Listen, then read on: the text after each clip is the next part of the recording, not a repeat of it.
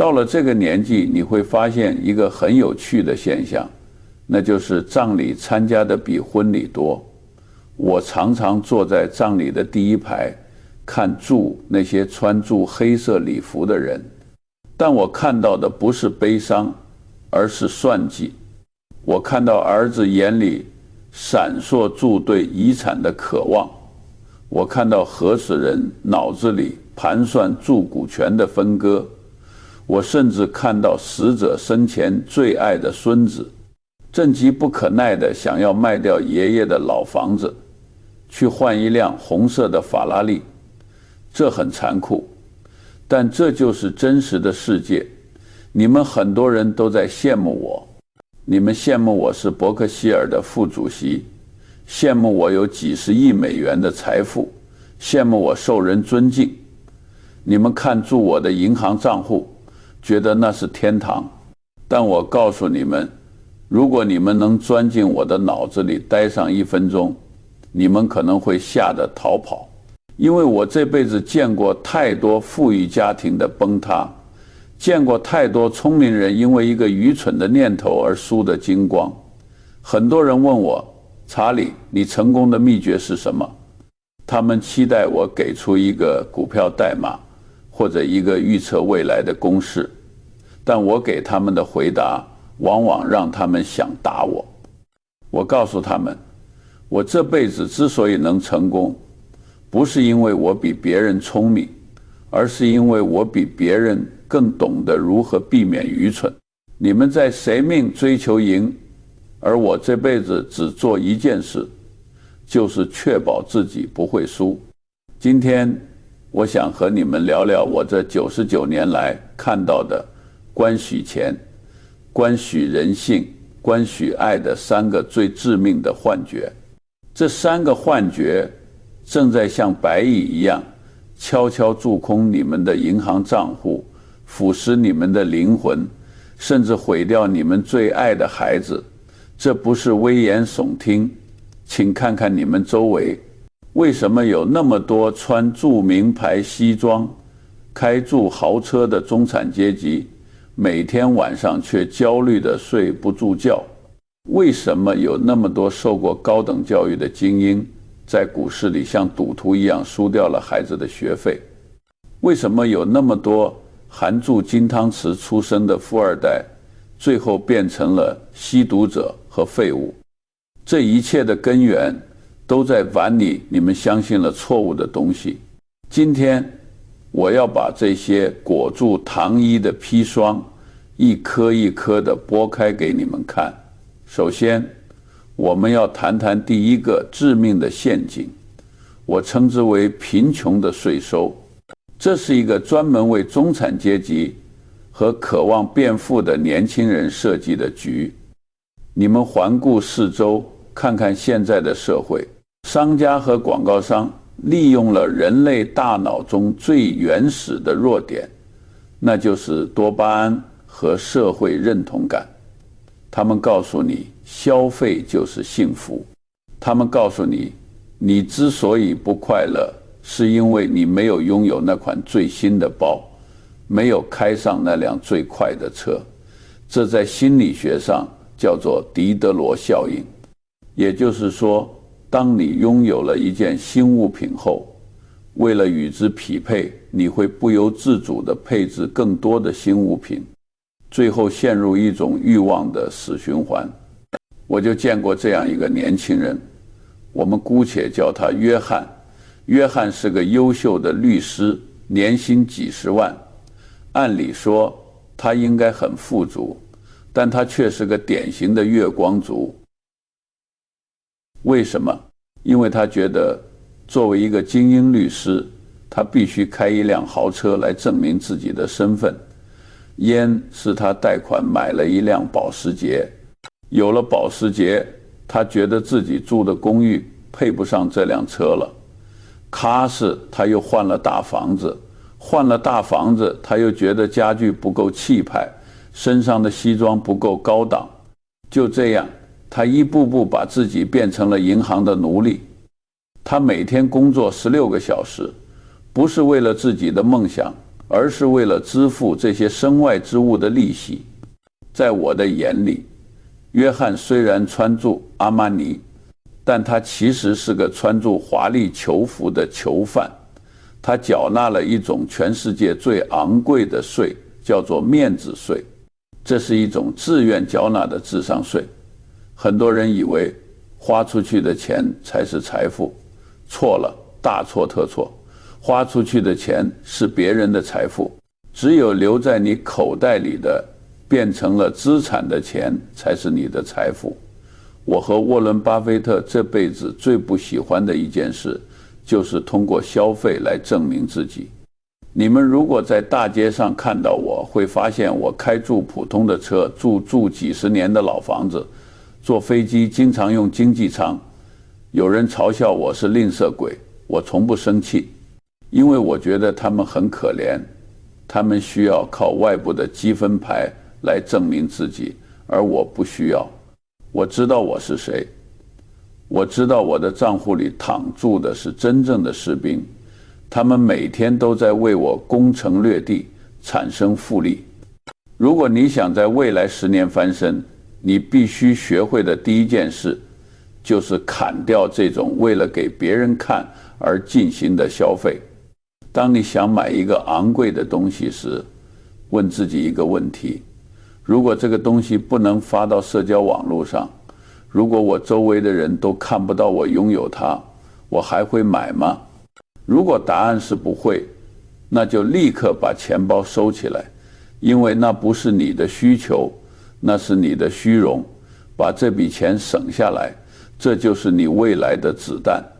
这就引出了我要说的第二个陷阱，也就是投资的幻觉。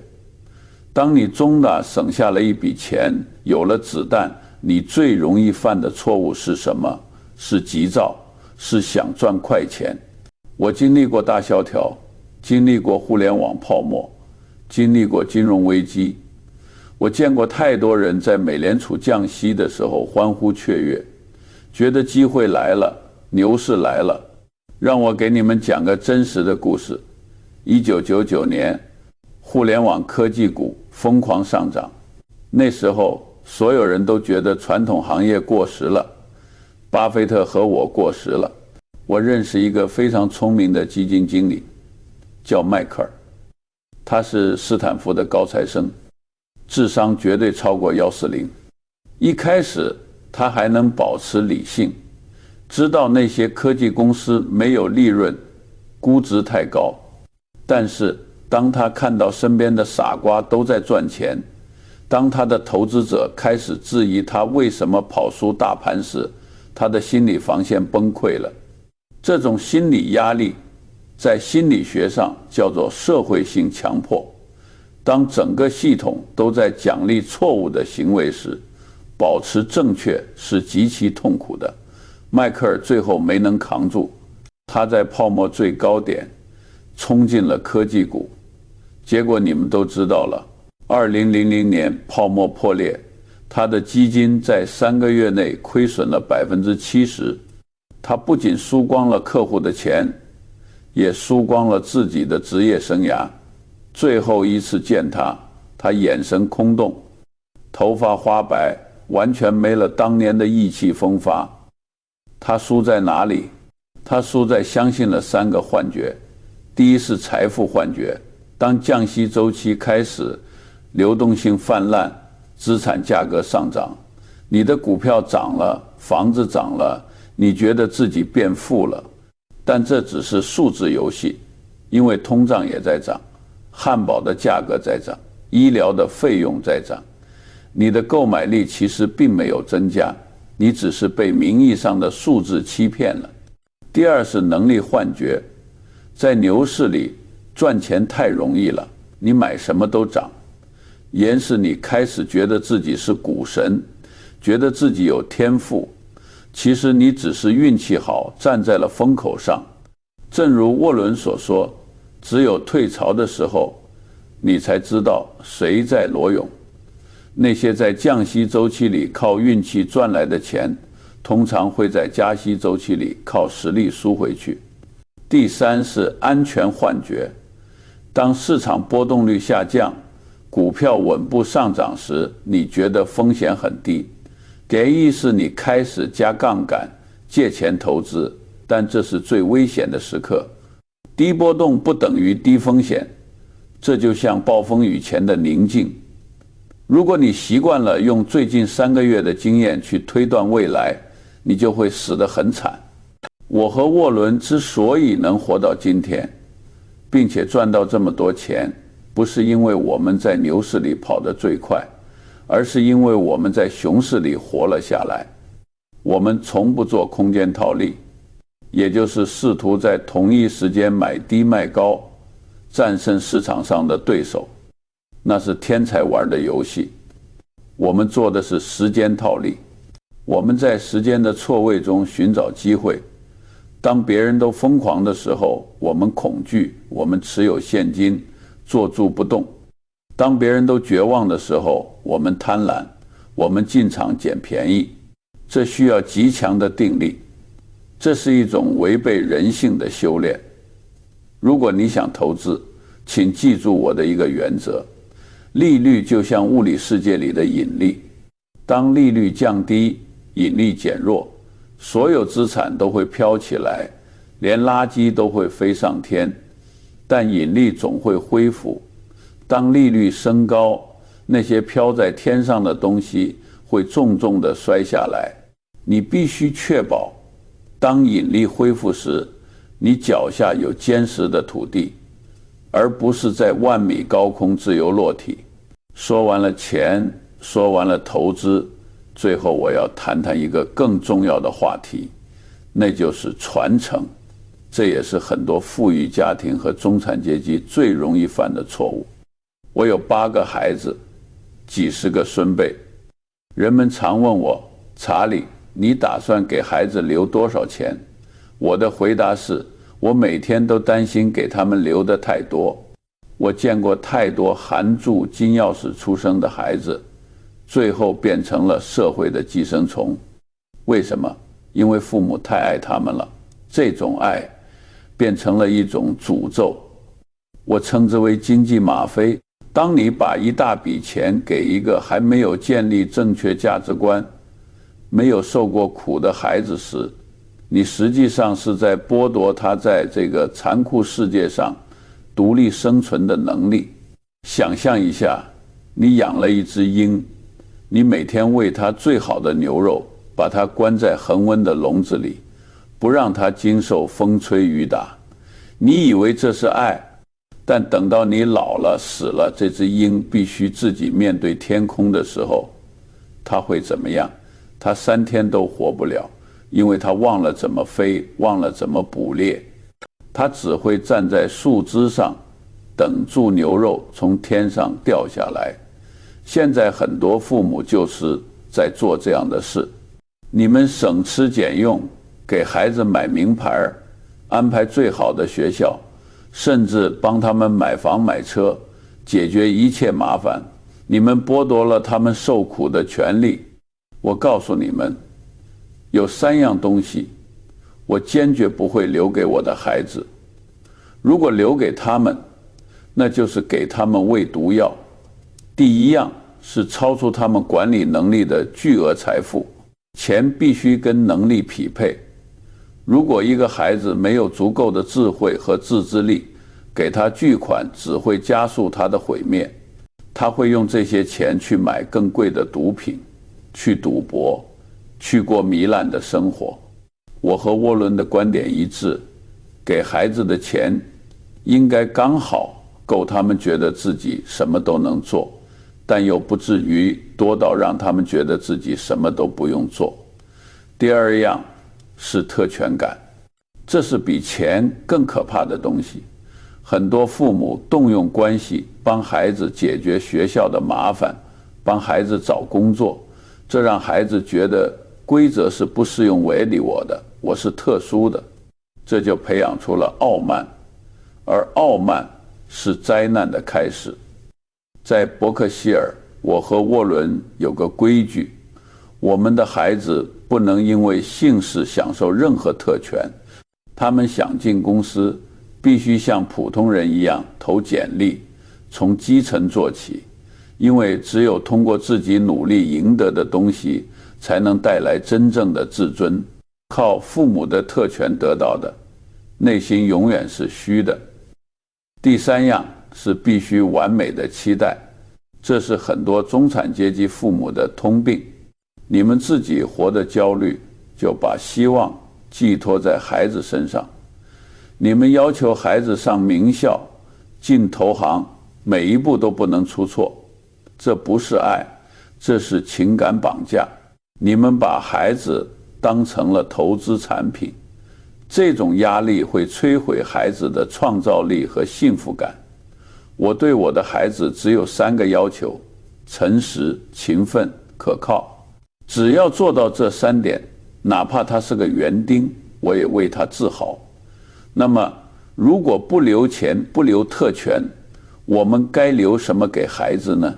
我留给孩子的是2样真正的传家宝。第一样叫做苦难的疫苗。现在的父母想把孩子放在无菌室里，但无菌室里长大的孩子免疫力最差。我年轻时经历过离婚、丧子、贫穷，甚至切除了1只眼球。这些苦难没有打倒我，反而让我变得强大。所以，当孩子遇到挫折、被拒绝、遭遇失败时，不要急住去帮他，告诉他这很好，这是在打疫苗。这种在逆境中重生的能力，比任何信托基金都值钱。第二样叫做思维的框架。我留给孩子最宝贵的不是股票，而是我书房里的书。我教他们如何用数学算概率，如何用心理学分析人性，如何用历史预测未来。这就是普世智慧。在这个变化的世界里，技能会过时，但思维逻辑永远不会。教给他们这套思维体系，就像给了他们一个指南针，无论被扔到哪里，他们都能找到路。各位，我活了99年，人生其实很简单，它不是一场关谁赚钱更多的比赛，而是一场关谁能更清醒、更理智、更长久地活下去的修行。如果你能戒掉面子消费，你就赢得了财务的自由；如果你能戒掉投资的贪婪和幻觉，你就赢得了时间的复利；如果你能戒掉对孩子的溺爱和控制，你就赢得了家族的传承。这3件事听起来都很逆人性，很难做到，因为人性天生喜欢炫耀，喜欢走捷径，喜欢安逸。但正因为难，所以值得。当你老了，回首往事，我不希望你看到的是一个充满了名牌包、豪车和焦虑的空壳人生。我希望你看到的是一个因为自律而自由，因为智慧而富足，因为爱而独立的丰盛人生。别再想住一夜暴富了，那是给傻瓜准备的陷阱。去做那些无聊但正确的事，去读书，去思考，去延迟满足，像个斯巴达战士一样严格要求自己，把眼光放长远一点，再长远一点。我是查理芒格，希望我的这些话能帮你们少走几十年的弯路。从今天开始，停下那些愚蠢的行为，这就是对你自己，也是对你家人最好的负责。